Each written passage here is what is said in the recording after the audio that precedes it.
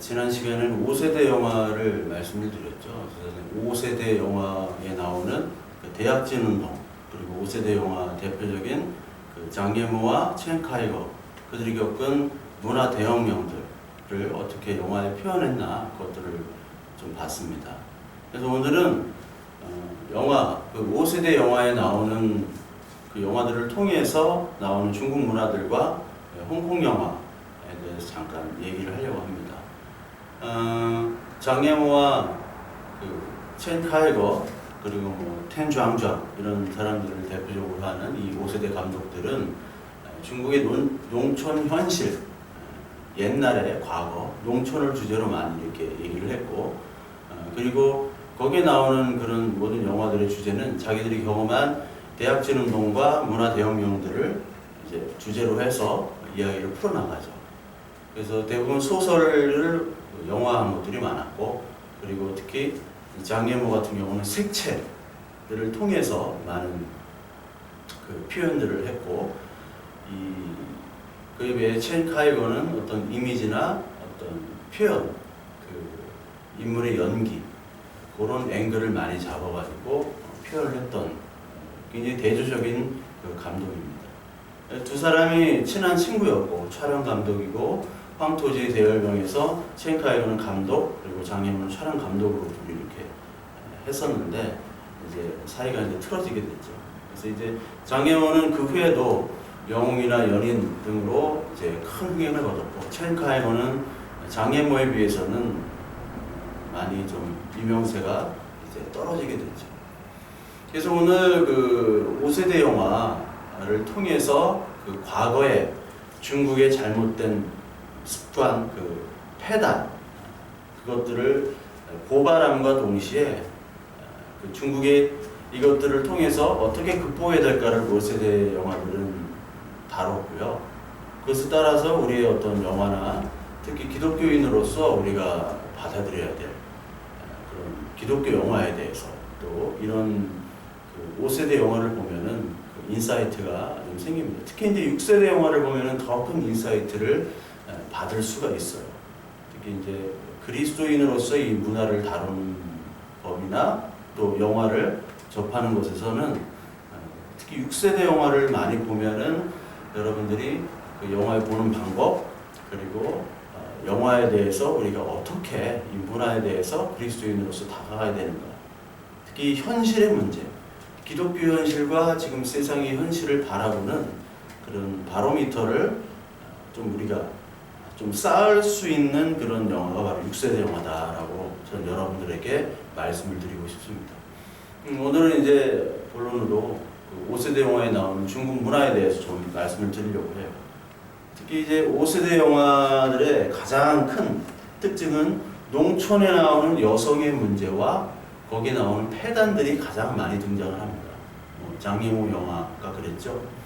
그래서 장예모의 홍가오량 가족, 우리는 붉은 수수밭으로 아는 그 영화, 베니스 영화제에 수상을 했던 그 영화 홍가오량, 붉은 고량주 가족, 홍가오량이라고도 하고 붉은 고량주 가족이라고 합니다.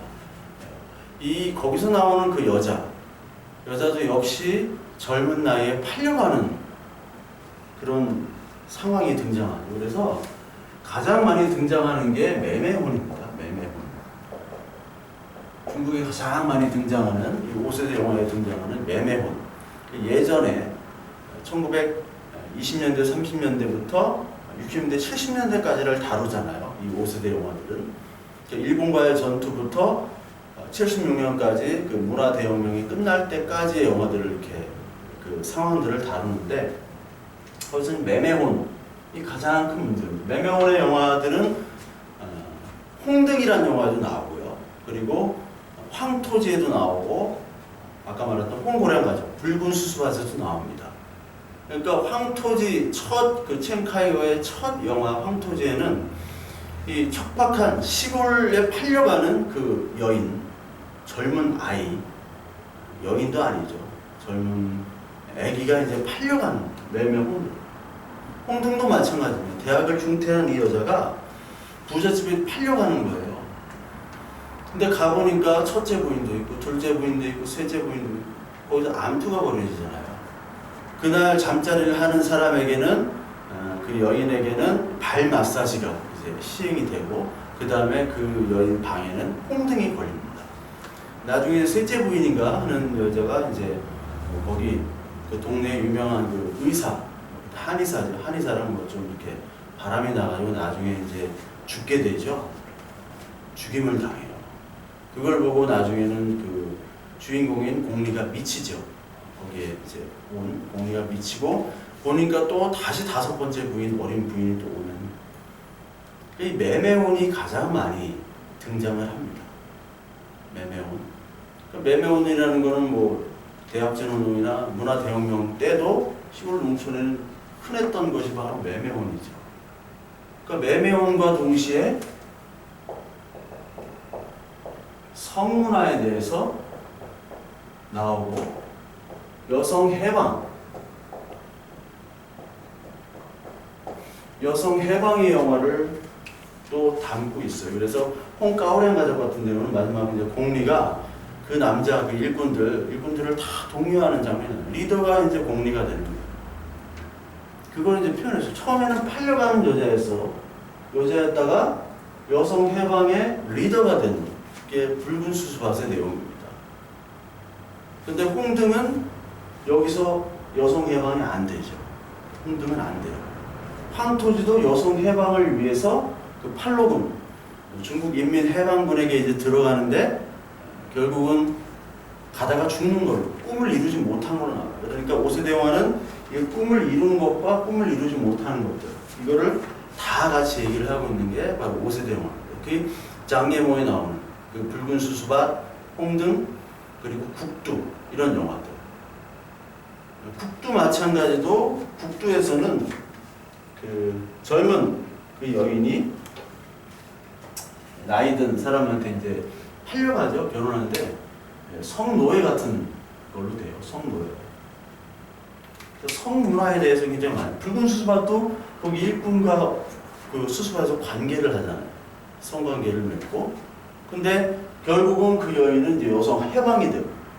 국두 같은 경우는 이제 결국은 그 주인은 죽게 되죠. 그 아들한테 죽게 돼요.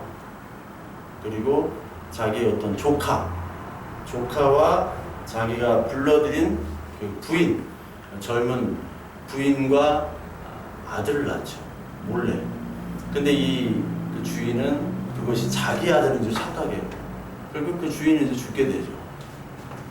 죽게 되고 그 자기 친아버지도 죽게 되는 그런 비극적인 내용이 담겨 있어요. 그러니까 이 국두 그리고 붉은 수수밭 그리고 홍등 이런 것들은 다 매매혼과 여성의 문제 그리고 그 중국의 폐단, 그 혼인의 폐단들을 다루고 있는 것이 바로 5세대 영화입니다. 그래서 이제 그것으로부터 해방하자는 거예요. 이제 그 고발을 담고 이제는 그러면 안 된다라고 얘기를 하고 있죠. 그러니까 중국의 이제 결혼제도, 결혼을 재혼이라고 그러는데 중국말로 이 결혼제도에 있어서 가장 중요한 거는 여자와 남자인데 지금 중국은 여자가 부족하죠. 그래서 탈북민들이 다 그 인신매매로 팔려갑니다. 대부분 이제 성매매나 그 인신매매로 팔려가서 그 농촌에서 그러니까 그 애를 낳는 기계로 살고 있어요. 탈북민들이. 이게 지금 심각한 문제입니다. 그러니까 아직도 그 문제들이 해결되지 않고 있어요. 중국이라는 나라는. 더욱. 그래서 여자와 남자를 좀 구분을 하죠. 지금 뭐 동등하다고들 얘기하는데 구분을 하고 있어요. 아직까지는. 여자와 남자에 대해서 여자보다 남자가 더 우월하다라고. 근데 이제 중국이 90년대 이후, 2000년대 이후에 이런 문장을 제가 봤어요.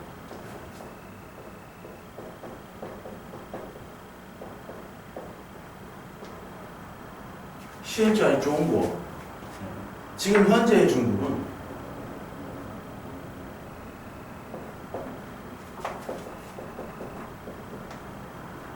女人跟男人女人跟男人一样。现在中国女人跟男人一样. 지금 여자와 남자가 같다. 지금 현재 중국. 그다음 뭐 천자 참가한다. 시지 공주 이양. 그 사회 일에도 동등하게 참가한다. 이런 구절들을 가지고 이제 지금 현대 중국은 이렇다라고 광고를 하고 있는데 뭐 그렇기도 하지만은 아직까지는 지금 중국이라는 나라는 남자가 훨씬 더 우월한 그런 문화를 지금도 가지고 있어요. 특히 시골 같은 경우는 특히 그렇습니다. 그래서 옛날에 시골에는 그 전족이라고 해가지고 전족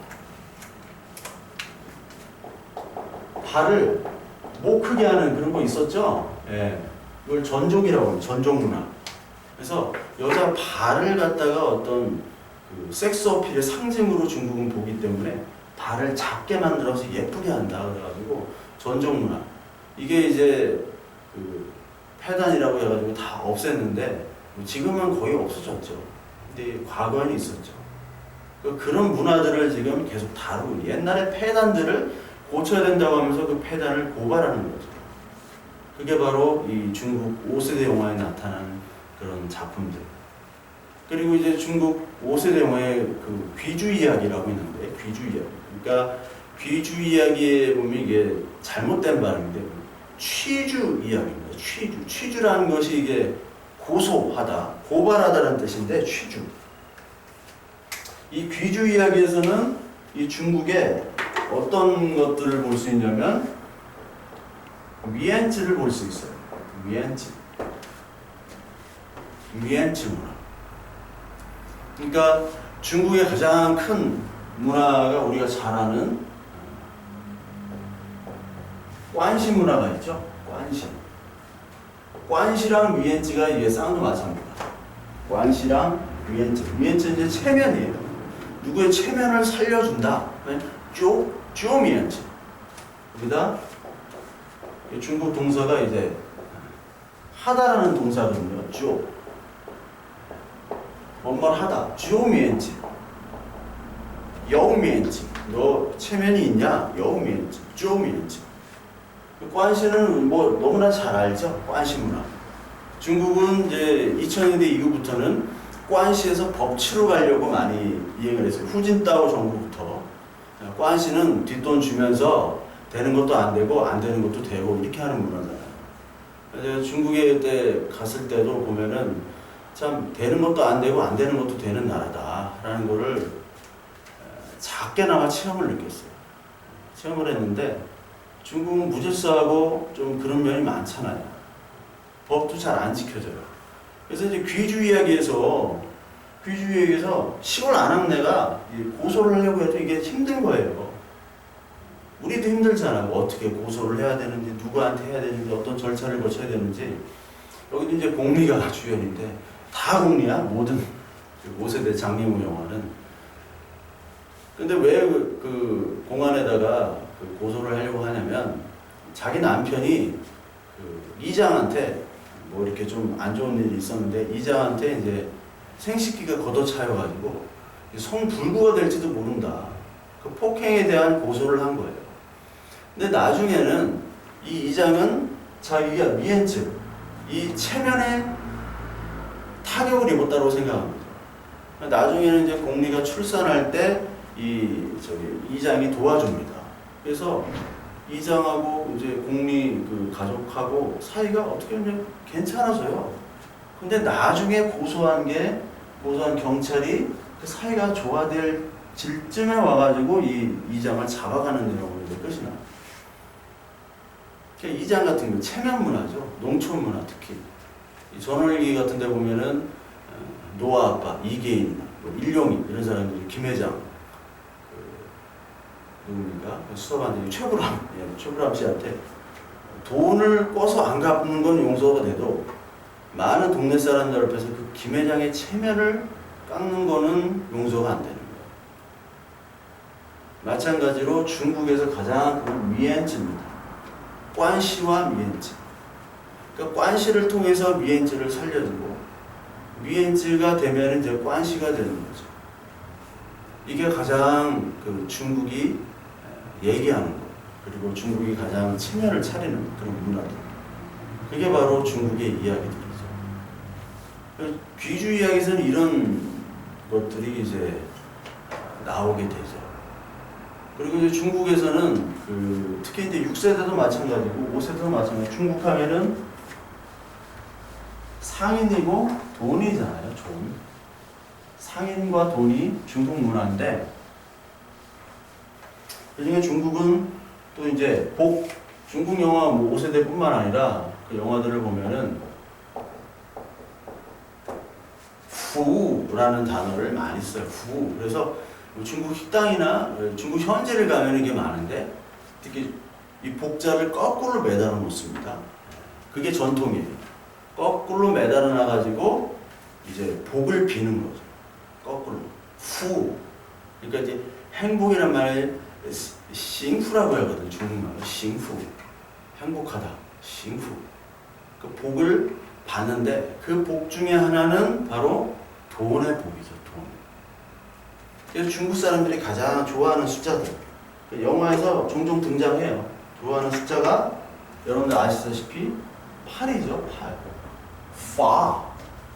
이게 파라는 게 발음이 파. 이 파랑 똑같아. 이게 돈을 벌자라는 거예요. 파차이. 파차이라는 말이 있는데, 나는 돈을 번다 말이에요. 파차이. 그래서 신년 때 이 중국 사람은 뭐라고 인사하면 신년 꽈일러恭喜 파차이. 너 신년 축하해. 돈 많이 벌어. 신년 꽈일러恭喜 파차이를 많이 쓰거든요.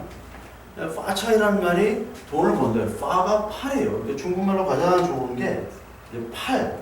그 다음에 주라는 건 좀 오랫동안 간다는 거예요. 이거랑 구와 발음이 같아요. 구도 좋아요. 류는 흘러간다는 뜻이에요.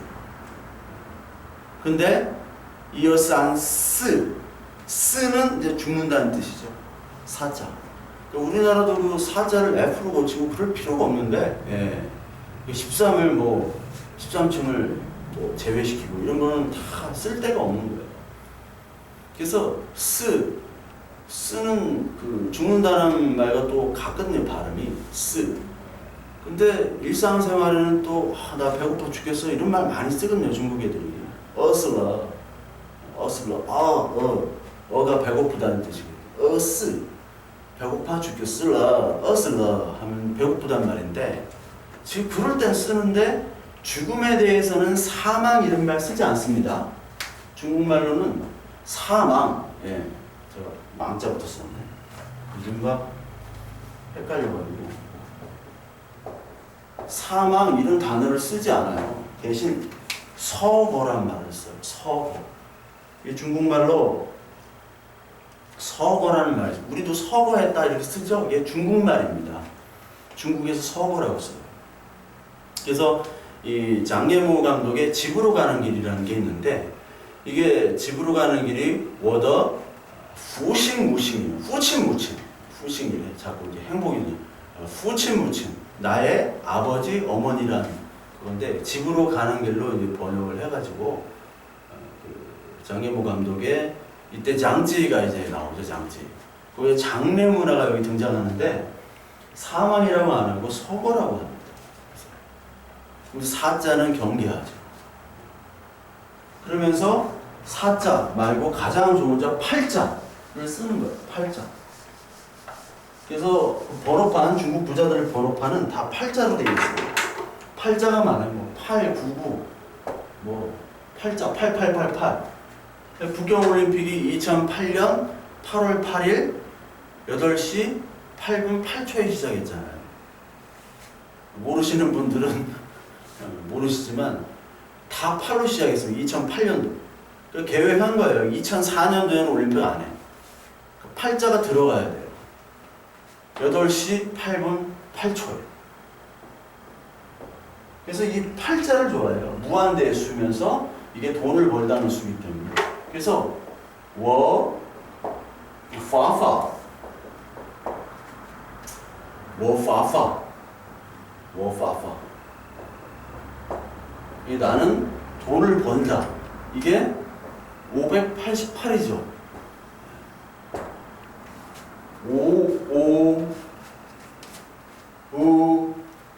5파파. 워파파. 나는 돈을 번다. 그래서 588을 가장 좋은 숫자로 써요. 588. 옛날에 이게 청량리 588.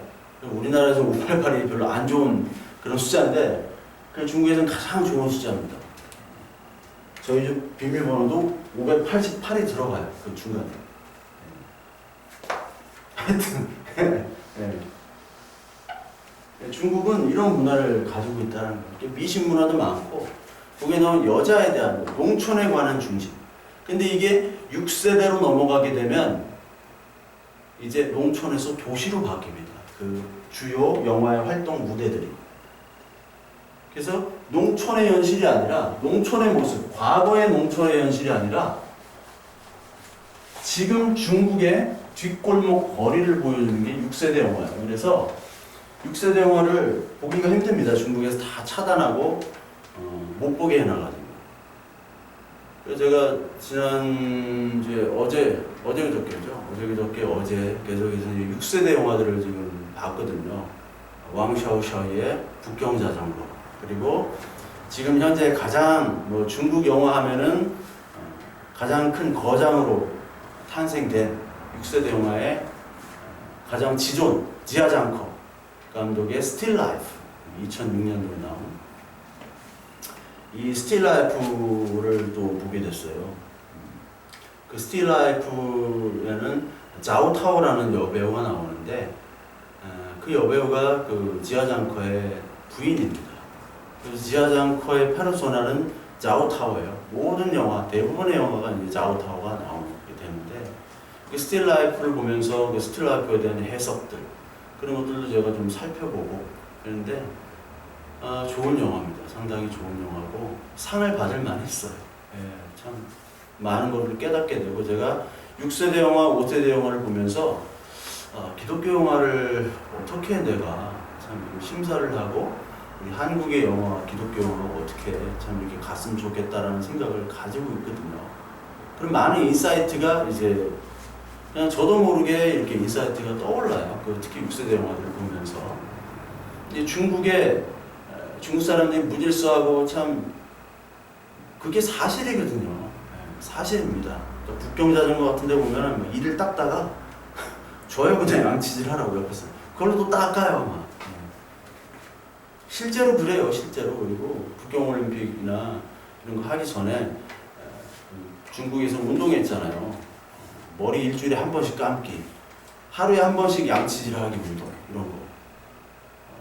중국 현지에 가거나 특히 화교들도 좀 요즘 모르겠는데 많이 깨끗해졌죠. 근데 상당히 더럽고 무질서하고 새치기 잘하고, 옛날에 홍콩에서 중국 대륙 사람과 홍콩 사람과 막 치고받고 싸웠는데 새치기를 그렇게 하니까 무질서하고. 그래서 중국을 별로 좋아하진 않는데 6세대 영화를 보고 또 5세대 영화들을 보게 되면 중국인들이 이래서 그렇구나라는 게 조금 이해가 되긴 해요. 이 사람들의 삶은 전쟁이에요.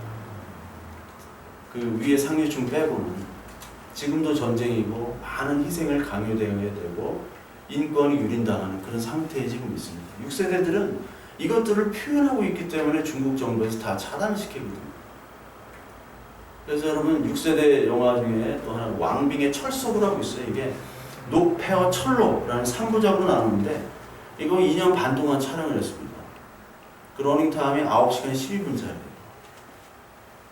우리 교회 집사님께서 또 이렇게 철석을 또 구해주셔가지고, 근데 녹패와는 못 구했어. 차단을 해놔가지고 철로 하나 3시간 10분짜리 다큐멘터리. 센양이라는 100만이 넘는 도시가 이제 폐쇄되고 그 100만 명 넘는 사람들이 이주하는 그런 영화예요. 다큐멘터리로 2년 반 동안 직접 찍은 거예요. 이 로테르담 영화에 대해서 개봉이 됐는데 그 전까지는 중국에서 개봉을 못하게 해요. 마찬가지로 그 지아장커 감독의 스틸 라이프도 마찬가지로 사라진 그 도시, 그 댐을 막고 댐으로 만들어진 그 사라진 도시에 대한 잃어버린 것들에 대해서 다시 찾아가는 과정이거든요. 물론 이 두 주인공이 있는데 두 주인공이 만나지는 못해요. 서로 다른 얘기를 하는데 그런 과정들을 이제 보여주고 있어요. 중국 문화 5세대 문화를 보면서 이런 여성 해방, 농촌에 대한 것, 그리고 성문화, 그리고 결혼제도, 그리고 그들의 복의 관념 이런 것들이 다 나오죠. 특히 이제 자식에 대한 것도 많이 나오는데 결혼과 자식 그것이 5세대에 많이 나오는데 특히 이제 짜올리즈라는 게 있어요. 이게 신방 때 밤이나 대추를 가지고 옵니다. 밤이나 대추. 밤 대추. 이게 이제 짜올리즈라고 하는 건데 이게 요거랑 똑같아요. 발음이. 짜올리즈. 어려서 결혼해서 일찍 자녀를 낳는다는 뜻이에요. 그래서 밤이나 대추를 깔아주는 거죠. 중국 문화는 결혼, 그리고 여성 문화, 그리고 매매혼 이런 것들을 이제 5세대 영화는 많이 다루고 있습니다. 숫자, 행복, 돈 이런 것들을 계속해서 그 5세대 영화는 강조를 하고 있어요. 그래서 오늘 5세대 영화와 문화 대혁명 그리고 대학생 운동까지 다뤘던 것들은 여러분들은 보시면서 깨달아야 됩니다. 보시면 제 이 강의를 듣고 한번 쭉 보시면요. 유튜브에도 많이 있어요. 이 영화들이. 풀로 있습니다. 보시면 굉장히 도움이 되실 거예요. 그리고 이제 6세대로 넘어가면은 도움이 될 거예요. 아, 이렇게 영화의 현실들을 보여주는구나. 그 중국 영화는 지금 이제 큰 어떤 상업 영화 시장이 되고, 홍콩 영화를 하려고 하는데, 홍콩 영화는 지금 홍콩이 데모하는 것도, 지금 홍콩은 그 상황이, 홍콩이 생긴 이후로 가장 안 좋은 상황입니다. 홍콩의 가장 그 최전성기는 7, 80년대였거든요. 예전에 그 80년대, 제가 80년대 그 영화들을 너무 좋아하고, 70년대, 80년대 영화, 홍콩 영화뿐만 아니라 한국 영화도 너무너무 좋아요. 70년대, 80년대 한국 영화들은 어떻게 보면 걸작들도 많아요. 근데 우리가 그걸 너무 무시하죠. 지금의 영화보다 훨씬 저는 좋습니다. 조금 미숙한 점도 있지만 이 메시지가 있어요. 근데 그걸 이제 세계가 못 알아줄 때 홍콩 영화는 이미 70, 80년대, 특히 80년대 중반은 전 세계 영화의 중심지가 미국이었지만 그 다음에는 홍콩이었습니다. 여러분 잘 아시다시피 서극은 이제 출연도 했고 제작도 하고 감독도 하고 다 했어요. 서극이랑 이제 오우상 같이 했던 그 영웅본색, 첩혈상. 서극이 이제 그 카메오로 나오고 제작을 하고 감독은 오우상. 중국말로는 감제라고 합니다. 감독을. 오우삼은 이제 원래 장철이라는 감독이 있었어요. 이게 홍콩의 큰 그 배급사, 영화사가 골든 하베스트사라고 그러면 골든 하베스트사 이렇게 해가지고 이렇게 하는 영화 있죠. 든든든든 이게 80년대 청소년기를 보냈던 분들은 다 아실 거예요. 성룡, 홍문보, 원표가 나왔던 영화는 다 골든 하베스트사. 근데 이전에 영화가 바로 쇼브라더스사예요. 쇼브라더스사는 왕후, 돌아온 외파리 시리즈. 여기 이제 가장 유명했던 감독이 장철, 호금전, 나우 이런 사람들이에요. 그러니까 이런 사람들이 쇼브라더스 출신.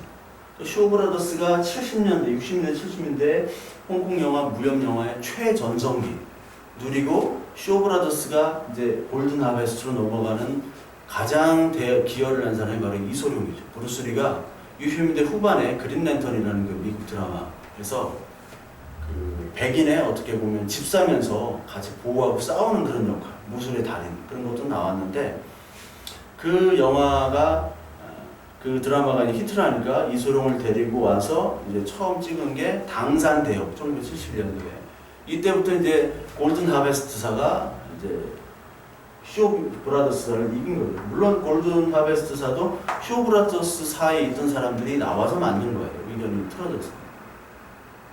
그래서 이 홍콩 르와르 영화들까지도 골든 하베스트사, 그리고 특히 이제 성룡을 중심으로, 성룡이 이제 가장 지분이 많았어요. 골든 하베스트사. 그때가 중국의 최전성기였어요. 특히 그 퀸틴 타란티노가 만든 킬빌이라는 영화가 있습니다. 킬빌이 1, 2로 제작되는데 이게 한 영화예요. 원래 나누는데 이 킬빌은 쇼 브라더스사에 대한 헌정, 그리고 이소룡에 대한 헌정의 영화예요. 그래서 이소룡에 대한 헌정의 영화는 사망유의 그 스포츠 그 추리닝을 우마 서머너가 입히잖아요. 그러면서 거기에 나오는 유가휘라는, 킬빌에서 유가휘가 1인 2역을 하는데, 그 킬빌에서 우마 서먼의 그 승인이었던 그 수염난 노인 있죠? 그 노인이 바로 유가휘였고, 유가휘가 쇼 브라더스사의 막내 대표 끝물의 배우였어요. 물론 골든 하베스트사에도 이렇게 했었고, 근데 그 유가휘를 등장시켜가지고 그 무술 감독은 원화평을 데려다가 무술 감독을 하고, 거기다가 일본색을 입히고, 마지막에 이제 그 루시류랑 핫도리 한조를 가지고 검을 가지고 같이 마지막에 대결하잖아요. 거기서 앵가가 나오면서 물레방아가 찍히면서 그 소리가 나오면서 눈밭에서 대결하는, 버선 신고 그 기모노 입고, 그리고 우마 서머는 이소룡을 가지고 결국은 이소룡이 기모노를 이기죠. 그거를 쇼 브라더스에 대한 헌정 영화예요. 유가휘가 나오는데, 유가휘가 크레이지 88이라고 그 일본 거기 오렌 이시가 루시류입니다. 이걸 모르는 분들은 제가 무슨 얘기하는지 모를 텐데, 거기 크레이지 88의 두목으로 나오는 사람이 또 유가휘예요. 거기 머리가 없었고, 그리고 메이파이로 1인 2역으로 나올 때는 그 노인대로 나왔고, 같은 사람입니다. 무술 감독이면서 이게 쇼 브라더스 사의 막내였어요. 유가휘가. 그러니까 이 퀸틴 타란티노는 일본 영화와 이 쇼 브라더스 시대 때, 그리고 골든 하베스트 시대 때 최고의 팬이었기 때문에, 서양 사람이 그거를 가지고 이렇게 표현을 한다? 퀸틴 타란티노밖에 없는 거죠. 그러니까 동양의 그 홍콩 영화를 꿰고 있는 사람이었어요. 그러니까 그걸 보면서 진짜 감탄이 나왔어요. 서양 중에 이런 거를 해가지고 표현할 수 있는 사람이 있구나. 그러니까 어떤 평론가들은 킬빌이 뭐 그런 영화다, 뭐 별로다라고 생각하지만, 킬빌은 저한테 있어서는 최고의 영화 중에 하나입니다. 그리고 그 저도 음악을 중시하기 때문에 거기 나온 음악들이 좋은 음악들이 너무나 많아요. 제가 뭐 말하자면 모르실 테니까, 킬빌의 음악들, 그게 다 홍콩 영화예요. 홍콩 영화를 참 80대 후반까지는 대단한 그 홍콩의 전성기였는데, 이제 그 이후에는 하나씩 다 떠나게 되죠. 553은 헐리우드로 갑니다.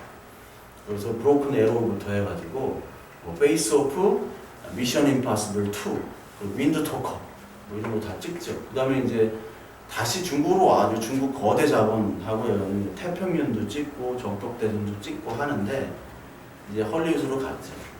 90년대 중후반부터는 이제 홍콩 영화가 완전히 사라지게 돼요. 홍콩 르와르, 그리고 성룡을 위시한 그런 액션, 원화평 감독, 두기봉, 흑사회의 두기봉, 이한 감독은 이제 대만 출신이기 때문에 물론 이제 음식 남녀를 통해서 이제 이한 감독이 데뷔를 하고, 그다음에 센스 앤 센서빌리티로 헐리우드 진출한 다음에 헐크, 와호 장룡 이런 것들을 이제 감독을 했죠. 이제 중국에 남은 사람들은 진목승, 주성치, 홍콩이나 중국에 남은 주성치, 주연이면 뭐 감독했던 주성치나, 그리고 두기봉의 그 영화 흑사회 1, 2편 이런 것들 빼고 이제 다 헐리우드 자본, 중국 자본 이런 것들로 다 해서 순수한 옛날의 홍콩 영화는 이제 사라지게 된 거죠. 특히 서극, 특히 왕가위 같은 이런 뛰어난 감독들, 원화평 같은 무술 감독들, 그 홍콩 르바르에서 장르를 완전히 바꾼 사람이 바로 왕가위 감독이거든요. 왕가위. 그러니까 타락천사, 중경상림, 중경삼림, 화양연화가 특히 이제 아주 절정이죠. 왕가위. 화양연화. 거기서 장만옥과 양조위는 이 장만옥과 양조위의 특징은 멜로면 멜로, 그리고 무술영화면 무술영화, 이게 다 되는 사람. 특히 장만옥 같은 경우는 뭐 동사서독이나 뭐 이런 데도 등장했지만 화양연화에서의 그런 연기는 압권이에요. 또 성룡같이 폴리스토리 여기서는 좀 멍한 역할도 하고. 홍콩에서 최고의 배우라고 저는, 아시아 최고의 배우가 장만옥이 아닐까, 제 개인적으로 그런 생각을 갖습니다. 지금 홍콩 영화는 이제 거의 다 이제 침체기죠. 홍콩 순수자고가 아니라 80대 후반까지가 최전성기고, 뭐 도신이나 뭐 그런 도박 영화까지 다양한 장르가 나왔지만 이제는 다 인기가 없어지는, 홍콩 영화는 이제 없어졌죠. 그래서 참 안타까워요. 지금도 제가 홍콩 영화를 많이 보는데, 야, 참 너무 잘 만들었다, 너무 좋다. 제가 홍콩 영화를 좋아해서도 있지만 지금도 뭐 영웅본색 같은 거 보면 너무 잘했잖아요. 그 대배우들, 정룡이 쇼브로더스 출신이에요. 또 쇼브로더스 왕우, 정룡, 돌아온 외파리에 나오는, 거기에 또 한국의 무술 배우들이 많이 참가를 했습니다. 한국에. 그러니까 한국 사람들, 일본 사람들 여기 쇼브라더스에 다 참가하고 홍콩 최전성기를 이끌었던 정룡. 쇼브라더스에 있을 때는 추룡으로 나왔어요. 추룡. 예전에 한참 제가 이제 중학교 때 얘가 추룡이다, 정룡이다, 그걸 가지고 한참 그랬는데, 그때 스크린이라는 잡지에 보니까 원래 추룡이었다가 정룡으로 바뀌었다. 사울에서 바울이 바뀐 것처럼 두 이름이었죠, 원래는. 추룡이나 정룡이나 같은 사람이다라고 제가 애들한테 설명을 해줬죠. 스크린을 본 사람, 그 잡지를. 스크린 제가 구독자였기 때문에. 그 홍콩 영화는 정말 예전에 많은 작품들, 다양한 작품들, 그리고 뭐 액션이라도 예술성도 있었다고 봐요, 저는. 예. 그렇게 다작으로 많이 만들 수가 없는데, 특히 이제 성룡이 가장 정점이 섰죠. 근데 지금은 이제 앞으로는 다시 못 올 것 같아요. 그런 배우도 나타날 수도 없고, 그런 좋은 배우 헌신하고, 그리고 모든 자본이 들어가는 그런 영화는 이제 안 나타나고, 지금의 홍콩 영화는 역시 중국 자본에서 온 영화들, 그 중국의 어떤 권위와 중화 정신을 표현하는 그 대장 영화들, 특히 뭐 중국 첩보, 대테러 특수부대 영웅들이 나오는 그런 영화가 이제 중국에서 히트하고, 홍콩은 이제 그런 걸 이제 안 보려고 하고, 지금 이 대모하는 것들이 문화적인 탄압과 그리고 정치적인 탄압이 같이 있는 겁니다. 그래서 지금 중국과 홍콩, 중국의 5세대 영화와 홍콩의 지금 민주화 운동, 그리고 중국의 6세대 영화와 홍콩의 민주화 운동, 그리고 홍콩 영화의 사라진, 이런 것들은 다 어떻게 보면 연관되어 있어요. 그래서 오늘 뭐 홍콩 영화 나중에 좀 많이 하고 싶은데, 오늘 5세대 영화, 그리고 다음 시간에는 6세대 영화를 통해서 본 중국 현실, 그리고 중국이 이제 자본이 들어오면서부터, 자본주의화가 되면서부터 시장 경제를 통한 거기서 나온 빈부격차와 도시의 문제를 다루는 게 6세대 영화입니다. 저는 다큐멘터리 영화, 5세대 영화는 완전히 차별이 되는 그런 영화를 다음 시간에 소개시켜 드리려고 합니다.